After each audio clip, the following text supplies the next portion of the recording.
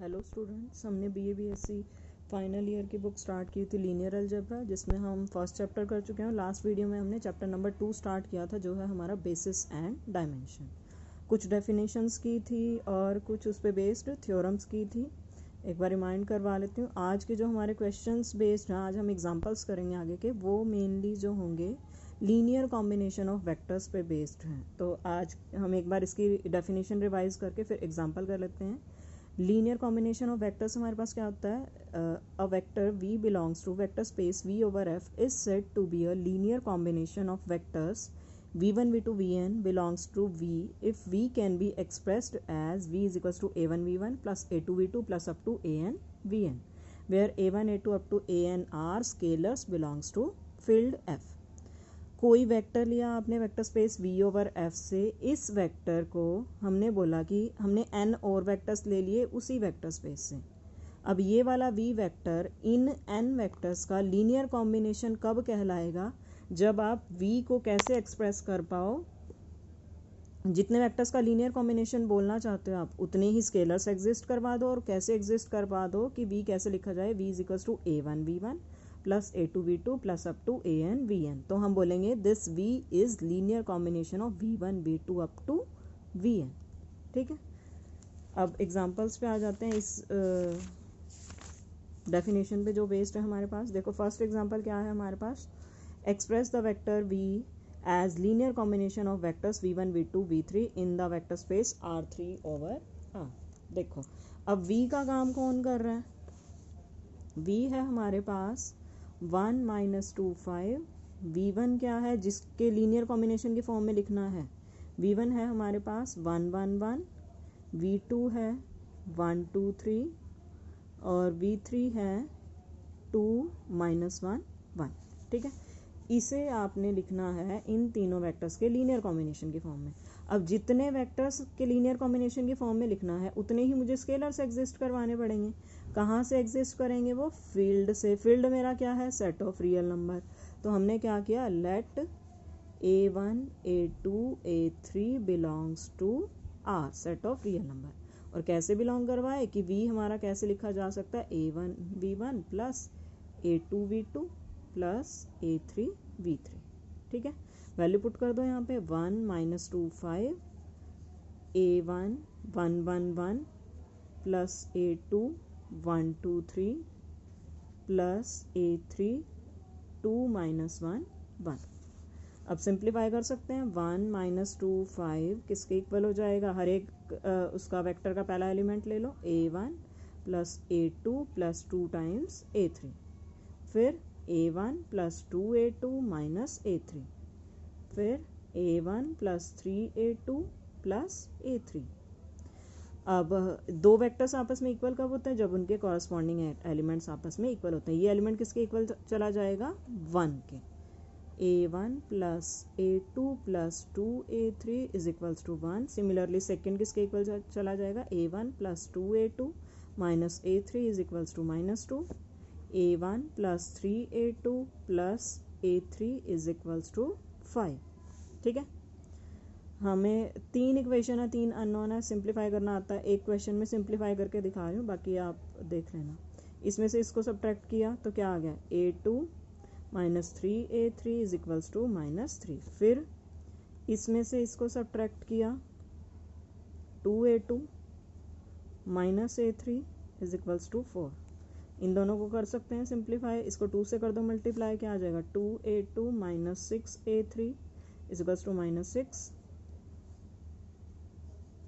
ये कैंसिल, ये क्या बच गया हमारे पास? 5a3 is equals to 10। a3 की वैल्यू क्या आ जाएगी?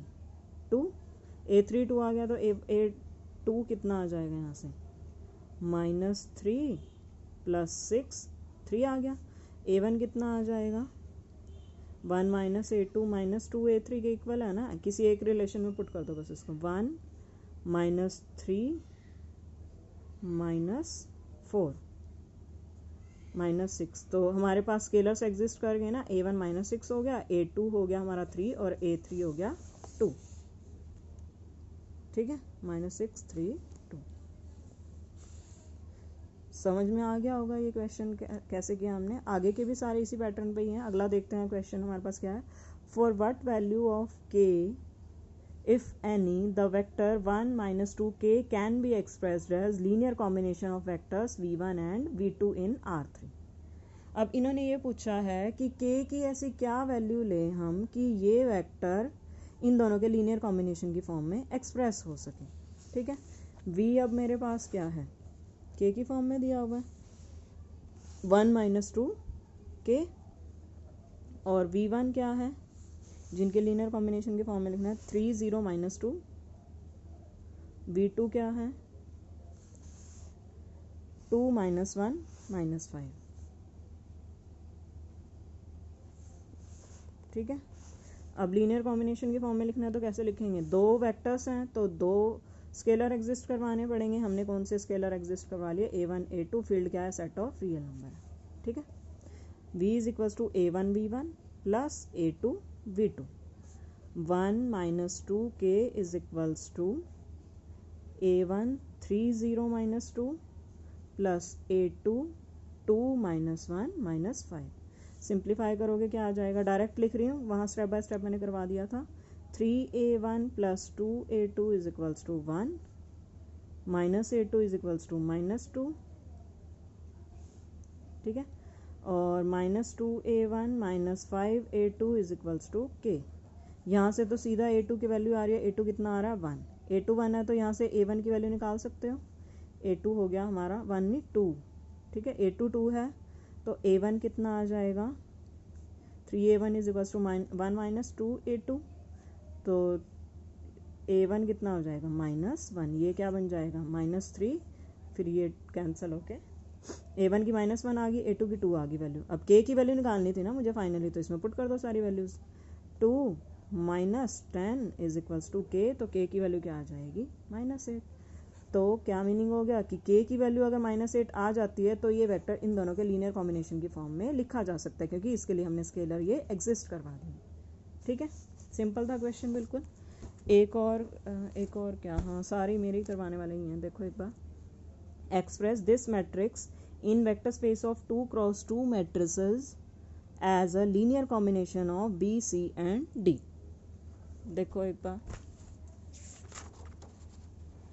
ए को एक्सप्रेस करना है बी सी डी के लीनियर कॉम्बिनेशन की फॉर्म में। ए किसके इक्वल है हमारे पास, a = 3 - 1 1 - 2। बी किसके इक्वल है 1 1 0 - 1। सी किसके इक्वल है 1 1 - 1 0। डी किसके इक्वल है 1 - 1 0 0। ठीक है, ए को लिखना है इन तीनों के लीनियर कॉम्बिनेशन की फॉर्म में। तो कैसे लिखेंगे, कितने वेक्टर्स के लीनियर कॉम्बिनेशन की फॉर्म है, कितनी मैट्रिक्स की, 3 मैट्रिक्स के, तो कितने स्केलर एग्जिस्ट करेंगे 3।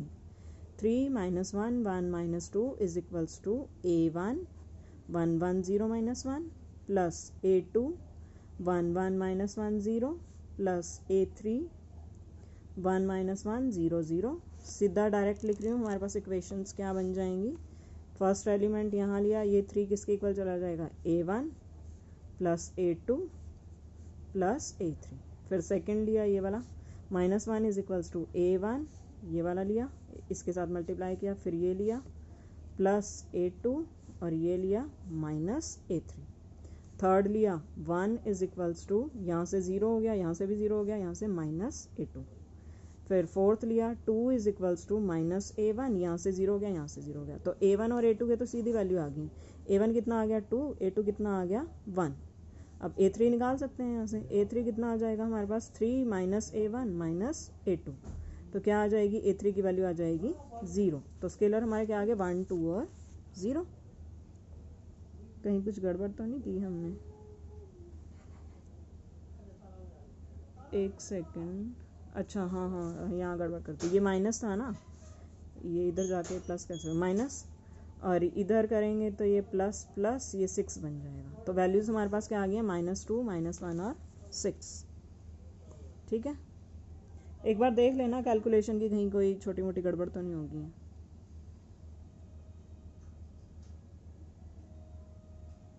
फिर से गड़बड़ है, यहाँ -2 लेना था ना, हम 2 लेके बैठ गए। ये वाली वैल्यू प्लस किया, मतलब देख लेना, मेरा काम मेन ये था कि आपको वो मेथड समझ में आ जाए कैसे करना, ठीक है। अब देखो फोर्थ क्वेश्चन मैं बुक में से ही समझा रही हूँ, इंपॉर्टेंट है, इसको ध्यान से देखना। Express the matrix this as linear combination of matrices B A B and C. है तो दिखने में तो पिछले वाला लग रहा है, लेकिन कई बार एक्सेप्शनल केस आ जाते हैं, तो उनको कैसे हैंडल करना है, यहाँ तक हो जाएगा सबका, कोई दिक्कत नहीं आने वाली। इक्वेशंस भी आप बना लोगे, ठीक है। अब देखो यहाँ से तो सीधा A3 की वैल्यू क्या आ रही है, 1 आ रही है, ठीक है। A3 की वैल्यू आ गई मेरे पास, इसमें पुट की, A1 की वैल्यू क्या आ जाएगी, A1 की भी वैल्यू आ गई, इसमें पुट करो A2 की वैल्यू आ गई। अब मेरे पास क्या है, 3 इक्वेशंस को यूज़ करके A1 A2 और A3 की वैल्यू आई है। चौथी इक्वेशन तो मेरी अनयूज रहेगी, तो मेरा ये वेरिफिकेशन कैसे होगी कि मेरे स्केलर सही आए हैं या गलत आए हैं। तो जो A1 A2 A3 की वैल्यू आई है वो इसके अंदर पुट करके देख लेते हैं कि क्या ये इक्वेशन सेटिस्फाई हो रही है। A1 की तो यहाँ ज़रूरत नहीं है, A2 हमारा 1 है, A2 हमारा 1 है, A3 भी कितना है 1, तो क्या 5 + 1 6 -5 के इक्वल है, नहीं है। इसका मतलब A1 A2 A3 जो हमने यहाँ से निकाले हैं वो इसको सेटिस्फाई नहीं कर पा रहे। और किसी भी सिस्टम का सोल्यूशन क्या होता है, जो उसकी सारी इक्वेशंस को सेटिस्फाई कर दे। लेकिन हमारे पास वैल्यूज़ ऐसी आ गई जो कुछ इक्वेशन को सेटिस्फाई कर रहा है और कुछ इक्वेशन को सेटिस्फाई नहीं कर रहा है। इसका मतलब क्या होता है कि वो वैल्यूज़ इसका सॉल्यूशन ही नहीं है, मीन्स इसका कोई सॉल्यूशन ही नहीं मिलेगा। क्योंकि जब आपने वैल्यू निकाल के देखी, जब वो इक्वेशन सारी की सारी सेटिस्फाई ही नहीं हो पा रही उससे, तो हम क्या बोल देंगे कि इस सिस्टम के पास या इस सेट के पास कोई भी सॉल्यूशन नहीं मिलेगा। नहीं मिलेगा क्या मीनिंग निकाल सकते हो अब, तो हम क्या बोल सकते हैं कि ये मैट्रिक्स इनके लीनियर कॉम्बिनेशन की फॉर्म में एक्सप्रेस नहीं कर सकते हम। तो इस चीज़ का ध्यान रखना, पेपर में अगर सीधा इन्होंने तो लिख दिया कि एक्सप्रेस करो इसको लीनियर कॉम्बिनेशन की फॉर्म में, और बच्चों की तो आदत है कि हाँ, अगर इन्होंने एक्सप्रेस करने के लिए बोल दिया, जैसे मर्जी टेढ़ा करो, मेढ़ा करो, उल्टा सीधा जैसे मर्जी करो, वो एक्सप्रेस करके ही रहेंगे उसको। ये नहीं देखेंगे कि कुछ चीज़ें ऐसी होती है, इन्होंने तो स्टेटमेंट टेढ़ी दे दी, ठीक है, ऐसी भी स्टेटमेंट हो सकती है, अंदर ऐसी प्रॉब्लम हो सकती है कि उसका कोई सोल्यूशन ही ना एग्जिस्ट कर रहा। तो इन चीज़ों का आपने ध्यान रखना, ये क्वेश्चन सबसे अलग था, ठीक है। तो आगे आप अगर कम इक्वेशंस को यूज़ करके वैल्यू निकाल रहे हो, तो जो इक्वेशन बच गई अनयूज उसके अंदर पुट करके ज़रूर देखो, अगर वो इक्वेशन सेटिस्फाई हो रही है तो वही सोल्यूशन बन जाएगा। अगर सेटिस्फाई नहीं हो रही वो इक्वेशन उन वैल्यूज से, तो इट मीन्स उस सिस्टम का कोई सोल्यूशन ही नहीं है, ठीक है। अब इसके बाद नेक्स्ट आ जाते हैं, show that if 2 vectors of a vector space V over F are LD then one of them is scalar multiple of other. LD की डेफिनेशन एक बार रिमाइंड करा देती हूँ, क्या थी हमारे पास, LI और LD की दोनों की, ताकि आपको याद आ जाए। देखो हमने कुछ वेक्टर्स लिए थे वेक्टर स्पेस V से, अब इन वेक्टर्स को हम LD कब बोलते हैं कि जितने वेक्टर्स हैं उतने ही पहले तो स्केलर्स एग्जिस्ट करें। कैसे एग्जिस्ट करें कि इन स्केलर्स का और वेक्टर्स का लीनियर कॉम्बिनेशन 0 के इक्वल आ जाए। और जैसे ये लीनियर कॉम्बिनेशन 0 के इक्वल जाता है, वो सारे स्केलर्स नॉट ऑल ज़ीरो हो जाए। नॉट ऑल ज़ीरो का मीनिंग बताया था कि सारे के सारे इकट्ठे ज़ीरो नहीं होने चाहिए स्केलर, एटलीस्ट वन स्केलर इसमें नॉन ज़ीरो ज़रूर हो, तो इट मीन्स ये सारे वेक्टर्स क्या बन जाएंगे, लीनियरली डिपेंडेंट या LD बन जाएंगे, ठीक है। ऐसे ही LI में क्या था, n वेक्टर्स को अगर आप LI चेक करना चाहते हो, पहले तो उतने स्केलर्स एग्जिस्ट करवाओ और साथ में लीनियर कॉम्बिनेशन को 0 के इक्वल रखो। जैसे ये लीनियर कॉम्बिनेशन 0 के इक्वल आए, अगर आपके सारे स्केलर 0 के इक्वल आ जाते हैं, जितने भी स्केलर इसके अंदर यूज़ किए हैं, तो आपके जो वेक्टर्स हैं वो क्या बन जाएंगे, लीनियरली इंडिपेंडेंट या LI बन जाएंगे, ठीक है। अब ये थ्योरम देखते हैं, अगर आपको 2 वेक्टर को चेक करने के लिए बोला जाए LD, तो उसकी पहचान यही है कि एक वेक्टर दूसरे का स्केलर मल्टीपल होगा, ठीक है। UV हमने 2 वेक्टर ले लिए, कैसे लिए, LD ले लिए, तो बाय डेफिनेशन हमारे पास क्या होगा, LD में क्या होगा कि not all zero scalars exist करेंगे। कैसे, जो इनके लीनियर कॉम्बिनेशन को 0 के इक्वल लेके आएंगे। तो हमने क्या ले लिया, नॉट ऑल ज़ीरो का क्या मीनिंग है, या तो 2 स्केलर, तो नॉट बोथ ज़ीरो लिख सकते हैं, 2 स्केलर AB एग्जिस्ट करवा दिए जो नॉट बोथ ज़ीरो हैं और इनके साथ लीनियर कॉम्बिनेशन को 0 बना रहे हैं। अब अगर A वाला स्केलर नॉन ज़ीरो है, A क्या है, स्केलर है, फील्ड से बिलोंग कर रहा है, फील्ड से जो भी नॉन जीरो एलिमेंट बिलोंग करता है उसका इन्वर्स एग्जिस्ट करता है हमेशा, ठीक है। जैसे इसका इन्वर्स एग्जिस्ट किया तो इसको मैं दूसरी साइड लेके चली गई, तो जो एलिमेंट एग्जिस्ट कर रहा है तो मैं उससे दोनों तरफ मल्टीप्लाई कर सकती हूँ। A इन्वर्स पहले मैंने एग्जिस्ट करवाया, फिर दोनों तरफ A इन्वर्स से प्री मल्टीप्लाई करवा दिया। A इन्वर्स इंटू A, कोई इन्वर्स अगर उसी एलिमेंट से मल्टीप्लाई होता है, तो मेरे पास मल्टीप्लिकेटिव आइडेंटिटी आती है। फील्ड में मल्टीप्लिकेटिव आइडेंटिटी क्या होती है? 1। सेट ऑफ रियल नंबर है वैसे भी हमारे पास, ठीक है, या नॉर्मली फील्ड में 1 ही चलती है। तो मेरे पास यहाँ से क्या आ जाएगा? u किसके इक्वल आ गया? a inverse minus of a inverse b into b। ये भी क्या है? माइनस b बाय a, ये भी तो एक स्केलर ही है, इसको लैम्डा का नाम दे दो 1 मिनट के लिए। तो u किसके इक्वल आ गया? Lambda times v। तो u क्या दिखाई दे रहा है? v का स्केलर मल्टीपल ही तो दिखाई दे रहा है, ठीक है। अब दूसरा केस क्या लेके चलते हैं हम? पहले हमने लिया कि a हमारा नॉन जीरो, अब लेके चलते हैं कि b नॉन जीरो है। फिर से b क्या है? स्केलर है, फील्ड से आ रहा है, फील्ड में जितने भी नॉन जीरो एलिमेंट होते हैं उनका इन्वर्स एग्जिस्ट करता है, तो b इन्वर्स एग्जिस्ट करेगा, ठीक है। b इन्वर्स एग्जिस्ट करेगा तो b इन्वर्स से प्री मल्टीप्लाई किया, सारा वही काम। अब यहाँ इसको लैम्डा ले लो तो v क्या दिखाई दे रहा है? स्केलर मल्टीपल बन गया किसका? u का। तो हमने क्या प्रूव कर दिया? अगर दो वेक्टर्स आपस में LD हैं तो एक वेक्टर दूसरे का स्केलर मल्टीपल ज़रूर होगा, ठीक है। एक छोटा सा एग्जांपल भी दे देती हूँ कि आपके पास मान लो 1 1 1 2 2 2 ऐसे वेक्टर्स आ जाएं और पूछा जाए कि क्या ये LI हैं या LD हैं। दो वेक्टर्स के बारे में ही पूछा तो आप सीधे क्या चेक कर लोगे? देख लोगे क्या एक वेक्टर दूसरे का मल्टीपल दिखाई दे रहा है? ये इसका मल्टीपल है ना, इसको आप 2 से मल्टीप्लाई करोगे यही का ये आ जाएगा, इसका मतलब ये LD है। अगर मैं यहाँ पे लिख दूँ 1 2 2 3, क्या ये एक दूसरे का स्केलर मल्टीपल है? नहीं है, इसका मतलब ये LD नहीं होंगे, ये LI होंगे, ठीक है। मतलब वैसे तो LD के लिए ही है वो जो थ्योरम है। एक क्वेश्चन और कर लेते हैं तो आज के लिए आपका सफिशिएंट होगा। Show that this set of 3 vectors this is linearly independent where Q is the field of rational number. LI prove करना है हमें। पहले इन 3 वेक्टर्स का स्केलर्स के साथ लीनियर कॉम्बिनेशन 0 के इक्वल लेंगे, फिर इन स्केलर्स की वैल्यू निकालेंगे। अगर इन स्केलर्स की वैल्यू 0 आ जाती है सबकी तो क्या बन जाएंगे? LI बन जाएंगे। देखो a c के इक्वल आ गया, b माइनस c के इक्वल आ गया।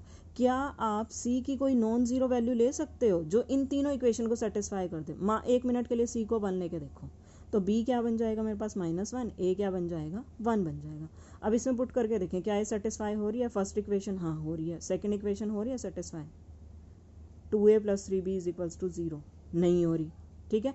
आप सी की जितनी मर्जी नॉन जीरो वैल्यू लेके देखना, ये सारी इक्वेशन सेटिस्फाई हो ही नहीं पाएंगी। तो एंड में हमारे पास ऑप्शन क्या बचेगा? हमारे पास ऑप्शन ही यही रहेगा कि हमें सी को 0 ही लेना पड़ेगा। सी जैसे ही 0 हुआ उसने ए को भी 0 बना दिया, बी को भी 0 बना दिया। इसका मतलब इस लीनियर कॉम्बिनेशन में जितने भी स्केलर्स यूज हुए हैं वो सारे के सारे क्या बन गए? 0 बन गए। और ये किसकी पहचान थी? LI वेक्टर्स की थी। तो हमारे ये 3 वेक्टर्स कैसे बन गए हैं? LI बन गए। हमें प्रूव क्या करना था? यही करना था, ठीक है। उम्मीद करती हूँ समझ में आ गया होगा। इसके बाद आपके लिए आपको घर के लिए एक दो क्वेश्चन मैं दे रही हूँ। 7th क्वेश्चन LI ही चेक करना है या नहीं, वो आप अपने आप पढ़ोगे। 7th क्वेश्चन आप अपने आप देख लेना एक बार, और हो सके तो 9th भी देख लेना। बाकी जितने एग्जाम्पल्स बचे हैं वो मैं करवा दूँगी कल। 7th और 9th आपके लिए काम है। अगर आपकी कोई क्वेरी रहती है तो आप मुझसे पूछ सकते हो। Thank you students.